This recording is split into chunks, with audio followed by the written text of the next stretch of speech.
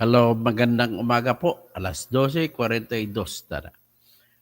Ang ating i-discuss po sa ngayon ay kung susundin natin ang gusto ng prosecution, mga kalaban ni Digong, kagaya si Attorney Cristina Conti, si Attorney Joel Butuyan, si Attorney Gabriel Andres, at saka yung Office of the Prosecutor na pinabubunuan ni Attorney Karim Khan na nag-leave siya sa ICC ngayon sapagkat po ay may kaso siya na sexual abuse.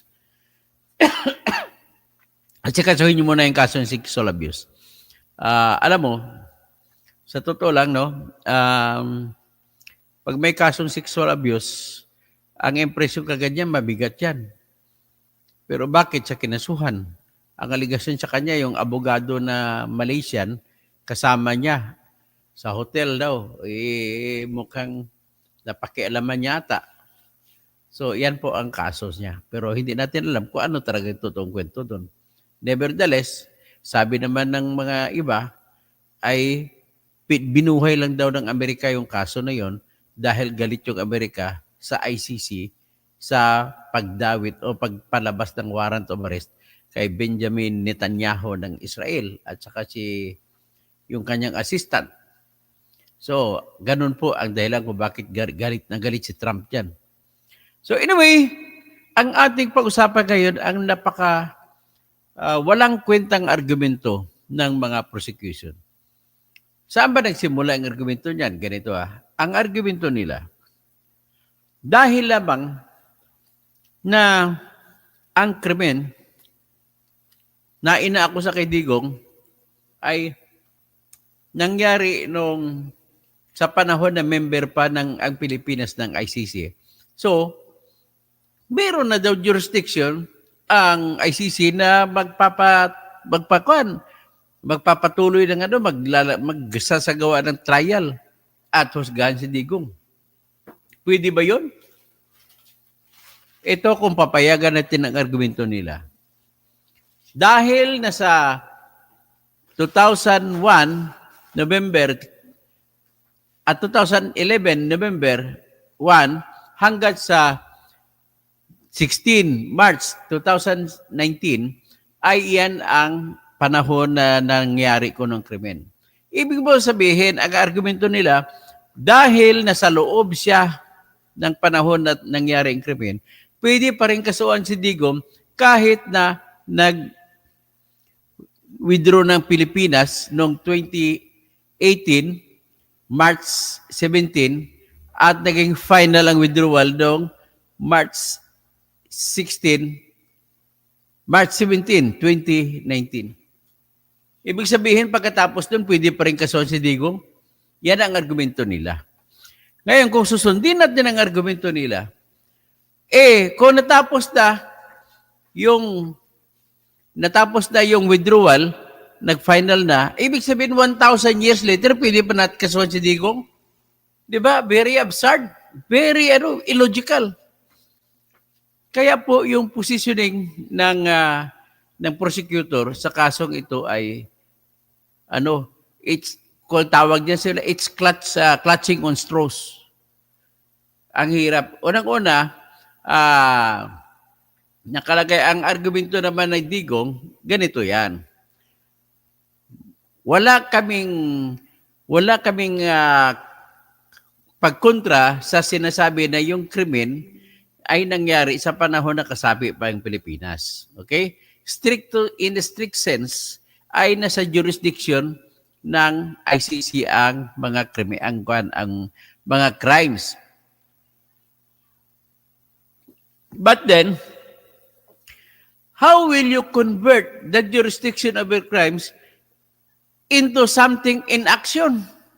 Paano mo isagawa sa action na magkakaroon ng paglilitis at pagpresenta ng ebidensya at magpaghusga? Paano mo dapat gawin? Dapat, panahon, gagawin mo yun, maaga pa na member pa yung Pilipinas. Kasi kung hindi, para ka na nag-prescribe. Para na sinasabi mo sa Pilipinas, sa RTC Manila, mayroong mga murder na nangyari sa loob ng Manila, Sa loob lamang ng 20 years yan, ikakaso. At paglampas ng 20 years, hindi na prescribe ang tawag doon. In the same manner, na nag-prescribe na rin ang crime na nangyari doon sa panahon ng November 1, 2011 hanggang March 16, 2019, nag-prescribe na rin nung hindi na member ang Pilipinas ng ICC. Ang rason ay sa Article 12, Paragraph 2 ng Rome Statute na nagsasabi, bago ka ang pwede lamang kondisyon na para makapagbigay ng authorization ang pretrial chamber ay dapat ang bansa na kung saan nag-involve ay kasapi siya ng ICC sa panahon na inaksyonan ang paghingi ng consent para mag-investigate or authority to investigate. Ang panahon ng problema dito, ganito po ang setup. February 8, 2018, nagpalabas ng declaration si Fatou Bensouda. Siya po ay prosecutor ng ICC na sinasabi niya magsasagawa na sila ng preliminary examination. Ano ba examination? O examination, examine mo lang kung may katuturan ba ang kaso na pinupurward. At pagkatapos niyan, kung mayroong katuturan at malakas ang ebidensya, hingi na ngayon sila ng authority to investigate. Mag-investigate pa lang. Pero ang ebidensya nila ay hindi pa yan, hindi pa firm. Kumbaga mga report lang yan galing sa dinownload lang sa mga computer, dinownload lang sa Human Rights Watch, dinownload sa Amnesty International, o dinownload mula sa Philippines, kasi nga nag-examine sa Philippines, yung dinownload lang, sapat ba yung mag-convict? Hindi. Dapat yung talagang sinumpang at formal na proseso sa korte. So ngayon, para hindi masayang ang trabaho ng ICC, binamandatuhan ang prosecutor na tingnan nyo maigi ang desisyon. Kung sapat na yan, para bigyan kayo ng authority mag-imbestiga. So, in other words, noong March 15, 2021, kahit walang pleading o walang side, walang notice sa Philippine government, ay nagdesisyon ang pretrial chamber na mag-authorize sila ng imbestiga. Pero ang decision la without prejudice at kinikilala yung karapatan ng akusado na mag-question ng jurisdiction later. At kung basahin mo yung decision na kasama doon ng dalawang judge na pinapalayas, ay sinasabi lamang doon na ang rason ay dahil ang rason ng pag-authorize ng investigasyon ay dahil ang krimen ay nangyari sa panahon na kasapi pang Pilipinas. Wala nang iba. Ibig sabihin po, hindi nila tinakel yung Article 12, Paragraph 2 na nagsasabi, pwede magpalabas ang ICC, pretrial chamber ng utos para mag-imbestiga kung ang bansa na kung saan ang krimen ay kinukonsidera ay kasapi pa ng ICC. Hindi na. So, hindi na pwede. Ngayon, ang rason naman ng mga oposisyonista labang kay Digong, nagre-refer sila dito. Tingnan muna natin ang Section 12. Ipakita ko muna sa inyo Section 12 ng Rome Statute para sabihin niyo hindi ako nag-fake news dito. Yan, nakita niyo 1 to 7 yan. Pero ang dadalhin ko sa Article 12. Yan po yung International Criminal Court. Okay? So, punta tayo ngayon sa Article 12.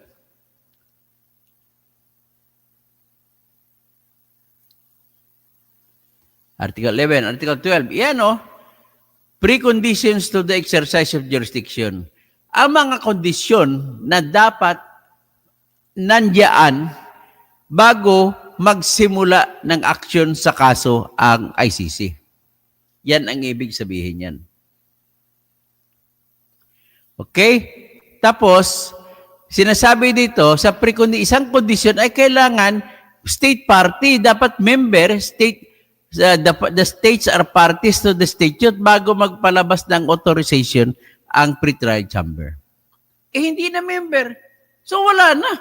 Pero ang argumento naman ng mga kalaban ay dahil ang krimen nangyari sa panahon na kasapi pang ang Pilipinas ng ICC, so dapat nasa jurisdiction. At kung dapat sa jurisdiction, ay kakasuhan, pwedeng kasuhan si Digong. Paano naman kung wala kayo gagay, ginawa nyo, huli na kayo ng decision. Kung nag-decision kayo 100 years later, 1,000 years later, pwede pa niya kasuhan? Napaka-awkward naman ng mga argumento ninyo. Yan lamang po ang sinasabi ko kung susunod tayo sa kanilang argumento na basta kayo nagkaroon ng preliminary examination sa loob ng member pang Pilipinas sa loob ng panahon na yun, ay pwede pa. Pwede pa ba yan kahit 1,000 years na lumipas? In the same manner, hindi mo pwede palampasin ng nag-final na nga, kaya nga ang purpose ng binibigay niya ng pag-alis sa Rome Statute, binibigyan pa ng palugit sa taon para makapaghanda ang prosecutor kung ano dapat paghandaan niya. Kaya problema, sa Pilipinas na kaso, hindi ito naghanda. Itong 127 ang pinag-asahan ng mga grupo ni Atty. Conte. Article 127. A state party may, by written notification addressed to the Secretary General of the United Nations, withdraw from the statute. Pwede mag-withdraw. Kaya Pilipinas, nag-withdraw noong March 17, 2018. At naging final, March 17 din, 2019. Pero sinabi dito, kung mag-withdraw, the withdrawal shall take effect only 1 year after the submission of the withdrawal. At may iba pang obligasyon ang estado na nag-withdraw. May obligasyon siya magbayad sa mga financial obligations, kagaya ng membership. At saka yung mga bayarin sa mga judges, mga tauhan ng ICC. At may karapatan pang itong inargumento ng mga kakalaban ni Digong. Sabi niya, ay withdrawal, walang effect yan. Kasi naglalagay dito na any matter na kinukonsidera ay sakop ng ICC. Ay natulog sila sa pansitan. Hindi sila gumawa ng kung anong hakbang. Kaya nakalagay din daw doon sa Article 127 na sinabi rito, nor shall it prejudice in any way the continued cooperation of the Philippines on any matter already under consideration by the court prior to the date on which the withdrawal became effective. Ang nangyari dito, any matter under consideration by the court, ibig sabihin, any matter you can invoke jurisdiction after 100 years, after 200 years, after 300 years, up to 1,000 years. So, napaka-absurd po ng argumento ng mga prosecution. So siguro naintindihan na ninyo. Kaya sigurado po ako, halos sure ball na ako, 100% na mananalo si Digong dito sa kaso ito. Yun lang sa issue na yun na jurisdiction ay hindi mo pwede kontrahin. Hindi mo naman pwede itapon ito. Kasi ganoon talaga yung batas. Eventually, ang ina-argumento dito ng kalaban ni Digong ay grabe daw, gravity ng crime committed, matindi. Kaya magbabase din daw ang ICC dyan. Alam mo, pasensya ka na, Atty. Gabriel Andres, Atty. Joel Butuyan, Atty. Conte, hindi po yan, mali po kayo kung ako magsasabi. Mali po kayo kung ako magsasabi. Ulitin ko, dahil po, hindi po pwede na mag-antay ang korte 1,000 years later para kakasuhan. Total, hindi naman nawawala ang jurisdiction dahil ang krimen nangyari sa panahon na kasapi pang Pilipinas. Nasiintindihan nyo na ako ang ibig ko sabihin? With that, I'm very sure, pretty sure, Melvito, na mananalo si Digong. Sigurado po ako. Oh, shout out, Sir Toto, ano? Ronyes Blue from Temecula, California. O shout out kay kay Temis Ronis Blue. 1972. Birthday niya 1972. Si Mel Visto, correct attorney. Fernando Rafael Fernandez Cuervo. Yan ang katotohanan. Ami Calnean, nice to listen to you, attorney. Pero antok na ako. Sige, okay na rin. Antok na rin ako. Okay, si Berry Jen Andrade, Aristeriuyo po, kuya. Mr. Romel Destambi, pati mga kapitbahay namin, ang lalayo ng alam, kakapakinig sa mga tambi vloggers. Ikan nyo po, ipadala nyo itong aking mga discussion para pakinggan din nila. At sila, bahala na sila mag-decision later pagkatapos lang ako mapakinggan. Kasi ako binabasihan ko, batas pinapakita ko. So, Romualdez Tambi, si Romel Garcia, si Zia Katubag. Tapos si Helen Baguio. Good morning. Morning sa lahat. Sino pa? Si Rolando Hoxon. Sana ko ni Kanisaran advisor. Ay kung may kapagsabi sigurado, sa totoo lang, pag ako ang advisor, mananalo lahat ng kaso nila. Kaya lang hindi ako abogado. Ibang abogado ang gagalaw. Tuturuan ko lang kung paano gagawin. So, salamat po sa lahat. Magandang umaga po. Magandang pakibigay-bigay sa lahat po. At saka nakisuyo lang, please, huwag kayo mag-skip sa ads para naman kikita naman ako. Ito na lang ang hanap buhay ko ngayon kasi wala na akong trabaho bilang abogado. Maraming salamat po.